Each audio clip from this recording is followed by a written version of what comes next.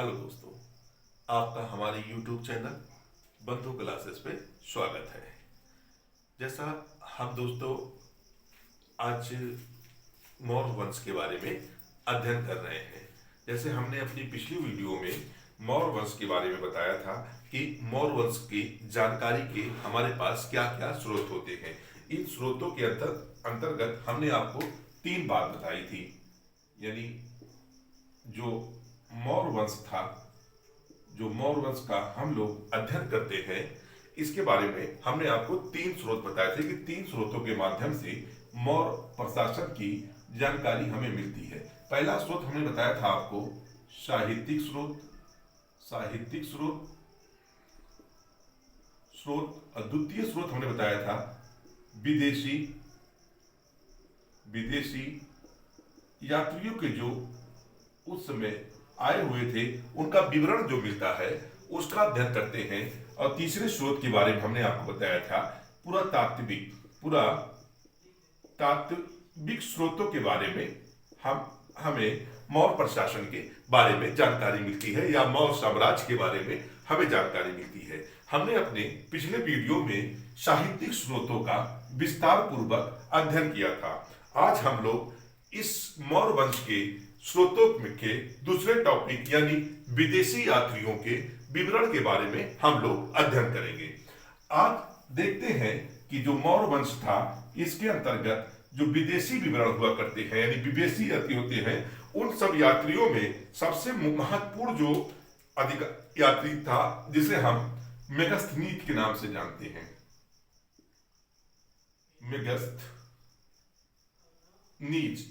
Megasthenes के बारे में जानते हैं, जो विदेशी विवरण देते हैं विदेशी यात्रियों में या विदेशी कृतियों में जो हमें विवरण मिलता है, वो सबसे महत्वपूर्ण जो कृति होती है वो मेगस्थनीज के बारे में होती है। कहा जाता है मेगस्थनीज जो है सेल्यूकस और चंद्रगुप्त मौर्य के बीच जब युद्ध हुआ था और इस युद्ध में सेल्यूकस चंद्रगुप्त मौर्य द्वारा पराजित हो जाता है और दोनों के मध्य एक संधि होती है और इसी संधि के करार के अंतर्गत सेल्यूकस द्वारा मेगस्थनीज को चंद्रगुप्त मौर्य के दरबार में एक राजदूत के रूप में, किसके रूप में ये आता है? राजदूत के रूप में चंद्रगुप्त के दरबार में भेजता है। जब चंद्रगुप्त मौर्य के दरबार में मेगस्थनीज आता है तो उस समय यह 304 बीसी से 298 बीसी तक का, यानी मेगस्थनीज क्या है, चंद्रगुप्त के दरबार में 304 बीसी से 298 बीसी के मध्य इसके दरबार में रहता है। जैसे ही कहा जाता है जब इसके दरबार में चंद्रगुप्त मौर्य रहता है तो उसने एक पुस्तक जिसे हम इंडिका कहते हैं, इंडिका नामक एक पुस्तक लिखी थी जिसमें चंद्रगुप्त मौर्य के साम्राज्य के बारे में विस्तार से, खासतौर से उसके पाटलिपुत्र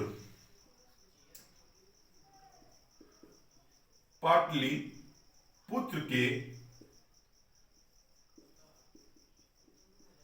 प्रशासन यानी पाटलिपुत्र के प्रशासन से संबंधित इंडिका में बहुत ही महत्वपूर्ण जानकारी हमें प्राप्त होती है। कहा जाता है चंद्रगुप्त मौर्य के दरबार में जब यह रह रहा था तो उस समय के पाटलिपुत्र का जो विशेष विवरण होता है वह इसके द्वारा किया जाता है। चंद्रगुप्त के बारे में अगर हम थोड़ी सी जानकारी अगर करें, जैसे हमने आपको बताया कि चंद्रगुप्त मौर्य के दरबार में मेगस्थनीज 304 बीसी से लेकर 298 बीसी के मध्य रहता है। इसने एक पुस्तक लिखी, जैसे हमने आपको बताया इंडिका नामक पुस्तक लिखी। इंडिका नामक पुस्तक लिखी। यह भी कहा जाता है दोस्तों जो यह इंडिका पुस्तक थी अपने मूल रूप में हमें उपलब्ध नहीं है, यानी ये पुस्तक मूल रूप से हमें उपलब्ध नहीं है, अपने मूल रूप से हमें उपलब्ध नहीं है। इसके पश्चात जब मेगास्थनीज भारत से चला जाता है, इसके पश्चात कई सारे यूनानी ग्रीक लेखक आते हैं, जैसे प्लूटार्क हो गया, एपियानस हो गया, एरियान हो गया, या हम कहें स्ट्रेबो हो गया।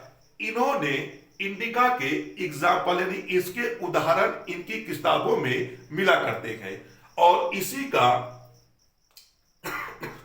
का एक विद्वान होते हैं डॉक्टर एक स्वानबेग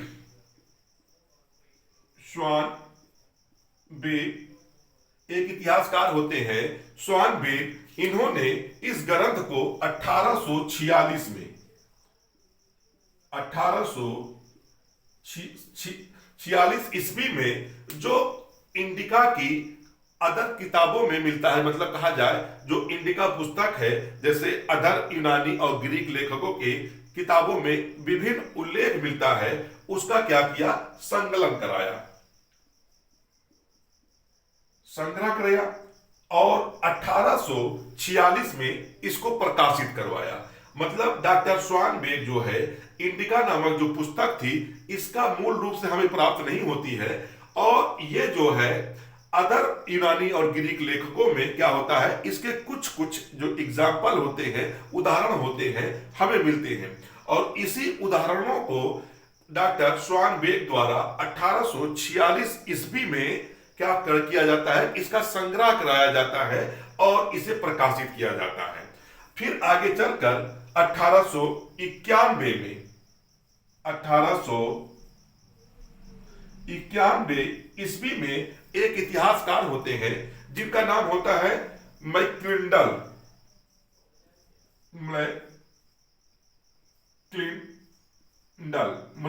जो होते हैं 1891 ईस्वी में इंडिका नामक जो स्वानबेग के द्वारा प्रकाशित की जाती है, संग्रहित कर प्रकाशित की जाती है, उसका क्या करता है, अंग्रेजी उल्लेख करता है। इसी इंडिका पुस्तक में चंद्रगुप्त मौर्य के, इसी इंडिका पुस्तक में हमें चंद्रगुप्त मौर्य के व्यक्तिगत यानी चंद्रगुप्त मौर्य के व्यक्तिगत जीवन से संबंधित भी हमें जानकारी प्राप्त होती है। जैसे मेगास्थनीज ये उल्लेख करता है कि चंद्रगुप्त को शिकार करना बड़ा ही प्रिय था। जब चंद्रगुप्त मौर्य शिकार पर जाता था, जैसे कम दूरी पर शिकार के लिए जाता था, वह घोड़ों का प्रयोग करता था। अगर उसे अधिक दूरी पर शिकार करने के लिए जाना है तो वो हाथी की सवारी करना पसंद करता था। चंद्रगुप्त मौर्य के बारे में इंडिका में यह भी उल्लेख मिलता है, चंद्रगुप्त मौर्य अपनी साम्राज्य की सुरक्षा को लेकर इतना चिंतित था कि वह लगातार दौरे किया करता था, लगातार अपनी सैनिकों को सक्रिय रखने के लिए उन्हें शिकार पर लेकर जाया करता था। यह भी कहा जाता है चंद्रगुप्त मौर्य को अपने महिला अंगरक्षकों के द्वारा घिरा हुआ सर्वप्रथम किसने बताया है, इंडिका के लेखक मेगास्थनीज द्वारा यह कहा गया है कि जो मेगास्थनीज चंद्रगुप्त मौर्य हुआ करता था या अपनी महिला अंगरक्षकों के द्वारा घिरा रहा करता था। अपनी सुरक्षा को लेकर चंद्रगुप्त मौर्य इतना चिंतित था कि वह कभी भी 1 से 2 दिन एक कमरे में नहीं सोया करता था। ये सारी जानकारियां हमें कहां से प्राप्त होती है, मेगास्थनीज की इंडिका से ये जानकारी हमें प्राप्त होती है। तो चंद्रगुप्त मौर्य क्या कहे मेगास्थनीज के बारे में, जो मेगास्थनीज था इंडिका में, उसने कुछ महत्वपूर्ण जानकारी दी है, उसके बारे में हम लोग एक एक कर देख लेते हैं। सर्वप्रथम जैसे हमने बताया, सर्वप्रथम मेगास्थनीज पाटली पुत्र के प्रशासन संबंधी का उल्लेख करता है और यह कहा जाता है जो पाटलिपुत्र था का प्रशासन जो है, इसका जो प्रशासन है 6 समितियों द्वारा, यानी 6 समितियों द्वारा क्या होता था, नियंत्रित होता था। इसके बारे में कहा जाता है और मेगास्थनीज ने अपनी पुस्तक इंडिका में जो भू राजस्व की दर है उसे कितना बताया है, 1/10 4 बताया है। यानी मेगास्थनीज कहता है कि राजा द्वारा जो भू राजस्व दर थी वो कितनी थी, 1/4 थी। लेकिन हमने अभी पिछली वीडियो अपने बताया था कि जो अर्थशास्त्र के अनुसार, यानी अर्थशास्त्र के अनुसार राजा कितनी भूदर लिया करता था, 1/6 दर लिया करता था। और यही धर्मशास्त्रों में भी उल्लेख मिलता है। यानी 1/6 का जो उल्लेख है वह धर्म शास्त्रों में भी इसका उल्लेख हमें प्राप्त होता है। यानी भू राजस्व की दर मेगास्थनीज के अनुसार कितनी थी, राजा कितना वसूला करता था, 1/4 यानी 1/4 वसूला करता था। लेकिन हमें भू राजस्व की दर अर्थशास्त्र में 1/6 मिलती है। यानी जो अर्थशास्त्र पुस्तक थी कौटिल्य की, उसमें हमें जो भू राजस्व दर मिलती है वो कितनी मिलती है, 1/6 मिलती है। और यही 1/6 क्या होती है, कई बार एग्जाम पूछा गया है कि धर्मशास्त्रों में जो भी उल्लेख मिलता है कितना मिलता है, 1/6 का मिलता है। इसी प्रकार अगर देखा जाए मेगास्थनीज द्वारा भारतीय समाज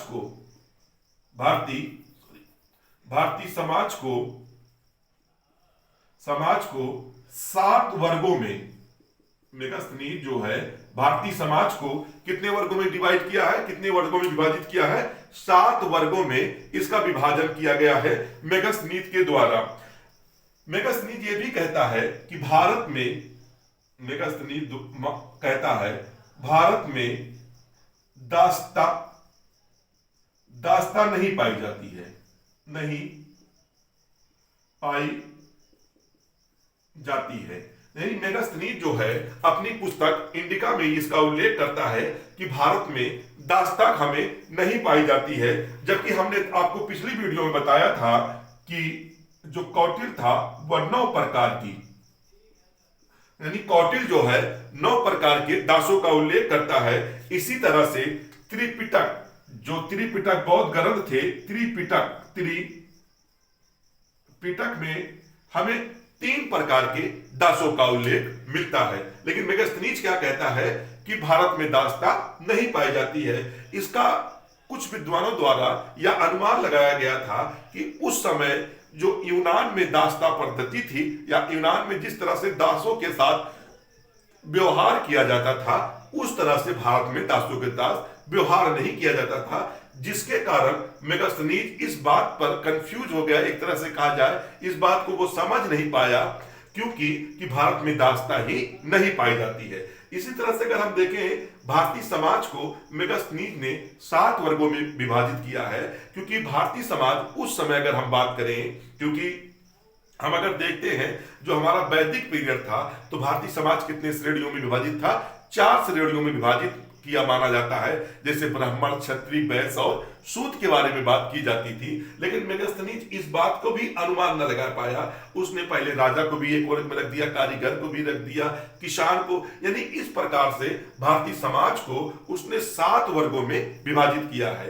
यही क्वेश्चन बार बार एग्जामों में पूछा जाता है कि मेगास्थनीज द्वारा भारतीय समाज को कितने वर्गों में विभाजित किया गया है। तो वो कितने वर्गों में विभाजित किया गया है, 7 वर्गों में विभाजित किया गया है। तो इस तरह से हम लोग देखते हैं कि जो मेगास्थनीज की पुस्तक इंडिका है, इसके माध्यम से हम लोग मौर्य प्रशासनी, मौर्य जो वंश होता है उसके शासक, उसके प्रशासन, उसके समाज और उसकी भू राजस्व के बारे में हमें एक महत्वपूर्ण और विश्वसनीय जानकारी हमें यहीं से प्राप्त होती है।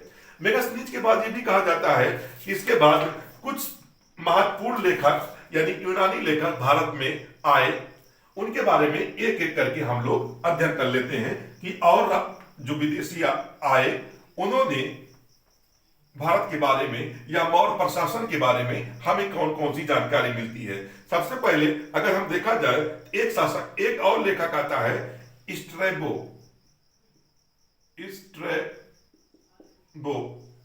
अगर हम स्ट्रैबो के बारे में बात करें,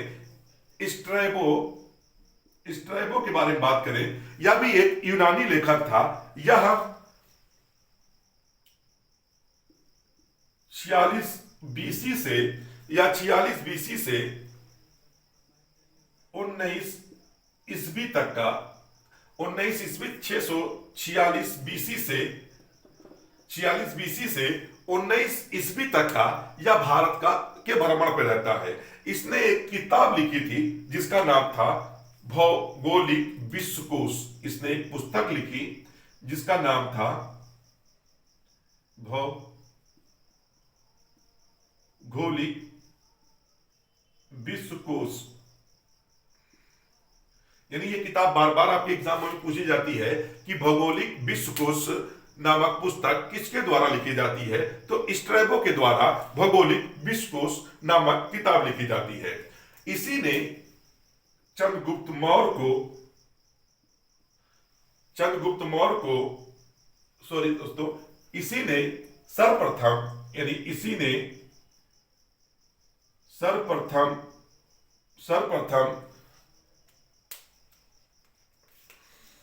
इसी ने चंद्रगुप्त मौर्य और सर्वप्रथम सेलुकस व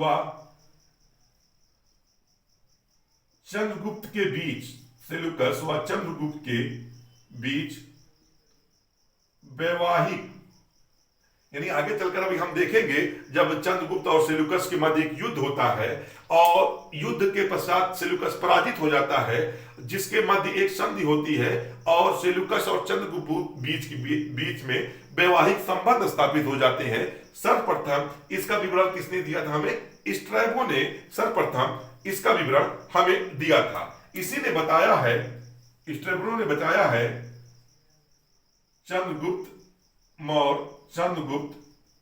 मौर्य अपनी महिला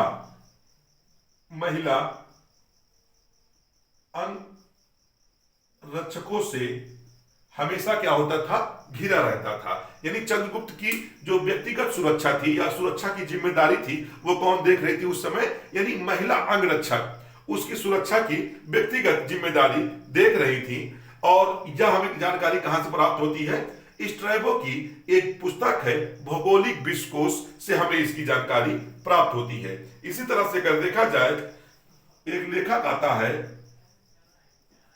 डियोडोरस जो होता है, ये भी एक यूनानी लेखक होता है जो चंद्रगुप्त के पीरियड में प्रथम शताब्दी में या भारत की यात्रा पर आता है और डियोडोरस के माध्यम से उस समय की जो सामाजिक व्यवस्था थी, एक तरह से कहा जाए सामाजिक व्यवस्था थी और तत्कालीन भौगोलिक स्थिति के बारे में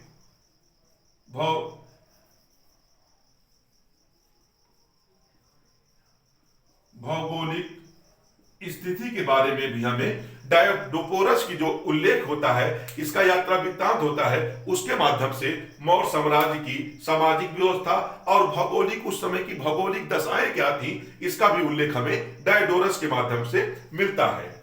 अगले से अगर हम लेखक की बात करें, अगला जो यात्री था मौर्य प्रशासन में आया हुआ महत्वपूर्ण होता है, इसके पूछा जाता है प्लिनी। अगर हम प्लिनी की बात करें, जो प्लिनी हुआ था, इसने ये भी प्रथम शताब्दी में भारत की यात्रा करता है। कब करता है? प्रथम शताब्दी में ये भी भारत की यात्रा पर आता है। और प्लिनी ने एक किताब लिखी थी जिसे हम बार बार ये एग्जाम में पूछी जाती है, प्राकृतिक इतिहास, नेचुरल हिस्ट्री, इतिहास यानी प्राकृतिक इतिहास नामक एक किताब लिखी थी। इसी किताब में उस समय की राजनीतिक व्यवस्था, सामाजिक व्यवस्था, आर्थिक व्यवस्था का उल्लेख हमें मिलता है और खास तौर पर उस समय की जो भौगोलिक स्थिति थी और उसके बाद जो विभिन्न प्रकार की जलवायु थी, जो मौर्य साम्राज्य विभिन्न प्रकार की जलवायु थी, वो हमें कहां से मिलती है? प्लिनी की एक पुस्तक होती है जो प्राकृतिक इतिहास होती है। इसके माध्यम से हमें मौर्य वंश की या मौर्य साम्राज्य की प्राकृतिक या नेचुरल हिस्ट्री के बारे में हमें जानकारी यहीं से प्राप्त होती है। इसके बाद एक महत्वपूर्ण लेखक आता है जिसे हम प्लूटार्क कहते हैं। प्लूटार्क भी भारत की यात्रा पर 130 ईस्वी से 30 ईस्वी से 172 ईस्वी तक का इस काल है। इसी बीच ये भारत की यात्रा करता है और इसने भी क्या हुआ, सर्वप्रथम चंद्रगुप्त मौर्य को इसने सेंड्रोकोटस नाम से उल्लेख किया है। यानी चंद्रगुप्त मौर्य को सेंड्रोकोटस नाम से सर्वप्रथम किसने पुकारा है, तो वह प्लूटार्क ने पुकारा है। इसी बीच में कहा जाता है, यही सर्वप्रथम ये बताता है कि चंद्रगुप्त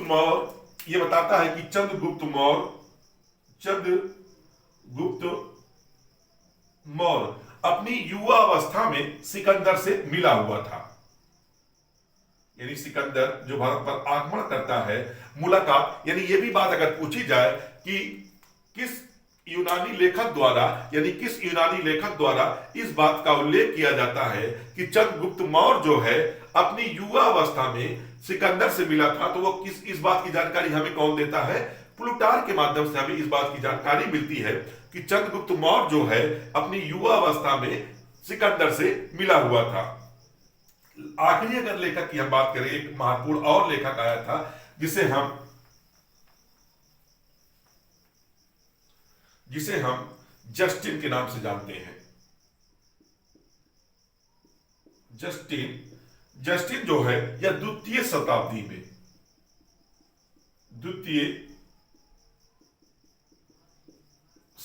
में भारत की यात्रा पर आया था।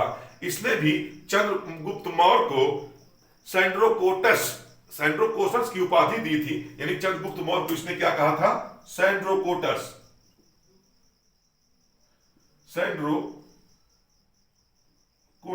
इसने भी चंद्रगुप्त मौर्य को किस नाम से पुकारा था, सेंड्रोकोटस कहा था। इसने एक संग्रह लिखा था जिसे इसने संग्रह किया था इपीटोम। क्या था, इपीटोम नामक एक संग्रह बुक लिखी थी। इसी संग्रह बुक में सिकंदर के अभियान, यानी इसने इसी में सिकंदर के भारत पर अभियानों के बारे में जो सिकंदर ने भारत पर आक्रमण किया था, इसकी जानकारी हमें कहां से मिलती है, इपीटोम से। इपीटोम का लेखक जस्टिन था। इसी के माध्यम से सिकंदर के बारे में हमें जानकारी मिलती है। और सत्ता प्राप्ति चंद्रगुप्त की सत्ता जो प्राप्ति होती है वो हमें जानकारी कहां से मिलती है, जस्टिन की इपीटोम से हमें चंद्रगुप्त की सत्ता की जो प्राप्ति होती है यही हमें मिलती है। और इसी कहा जाता है कि जस्टिन के अनुसार, जस्टिन ने लिखा था कि चंद्रगुप्त मौर्य के नेतृत्व में भारत जो है यूनान की जो गुलामी या दास्ता की थी उसे उखाड़ फेंकता है और चंद्रगुप्त मौर्य द्वारा उसके जो छपत्र थे या कहा जाए सेनापतियों की हत्या करके भारत पर संपूर्ण तरह से प्रशासन कर दिया जाता है। इस तरह से हम देखते हैं दोस्तों, जो मौर्य साम्राज्य का जानकारी है हमें किस तरह से विदेशी यात्री के विवरण से हमें प्राप्त होती है। तो एक एक करके हमने इन बात पर चर्चा की। अगला वीडियो हम लोग देखेंगे कि मौर्य साम्राज्य की जो जानकारी मिलती है पुरातात्विक स्रोतों से किस माध्यम से हमें मिलती है, उसी के अंतर्गत अशोक के अभिलेख हम की चर्चा करेंगे। तो आप लोगों को हमारा वीडियो कैसा लगा कमेंट बॉक्स में जरूर बताएं और हमारे YouTube चैनल को सब्सक्राइब करें, शेयर करें। तो यही दोस्तों, आज तक यही वीडियो। धन्यवाद।